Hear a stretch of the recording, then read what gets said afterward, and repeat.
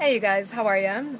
I want to chat with you about something, but first I want to show you what I'm eating for my snack because I know some of you assume that I eat like all gourmet meals, all raw, all the time. Nope, this is tuna fish out of a can, gluten-free crackers, raw cheese, and some sliced up tomato. Basically, I just threw whatever I had in the fridge on a plate.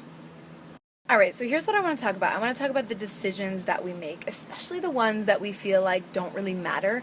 Like if we have one piece of cake at a coworker's birthday party at work.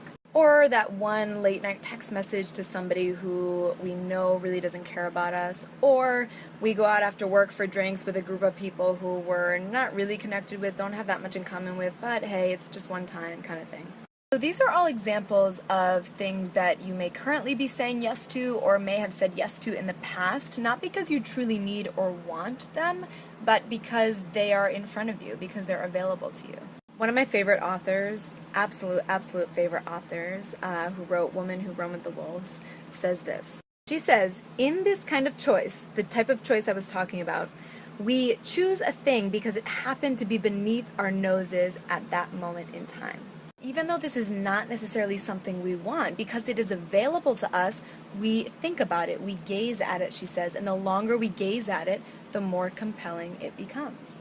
Let's take the example of eating. Even if you are not hungry, if somebody puts food in front of you, especially if it is sweet food, you'll find yourself thinking about it and looking at it and thinking about it and looking at it, and the more you think about it and the more you look at it, the more you want it. We make these kinds of decisions all day long in every single part of our life. Well, if it's in front of me, then it must be for me. Another example that a lot of people can relate to is in regards to the people that we choose to be with, whether it be just for a night or for a year or for 5 years, whatever it might be. But oftentimes we choose to be with someone because they are in front of us at the right time. You guys are probably getting the sense that making decisions in this way is not very empowering, and maybe you're even thinking to yourself, no, like this is not me, I don't make decisions in this way. But I would urge you to look a little bit closer at different areas of your life, because a lot of times this is not a very conscious process. Okay, so what happens when we make decisions like this over and over and over again?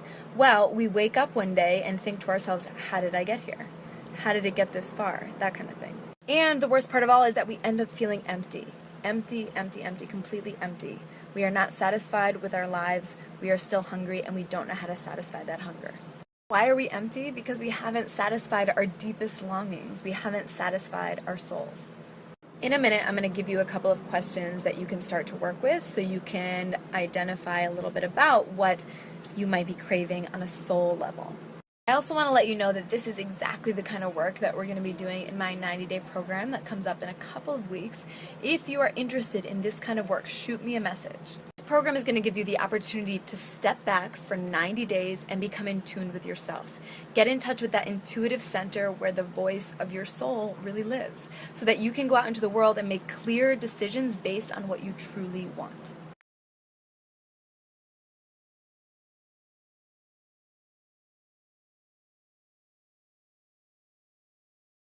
Ain't this what you came for? Don't you wish you came up? Girl, what you came for? 1, 2, 3, 4, and 5, 6, 7, 8, and 1.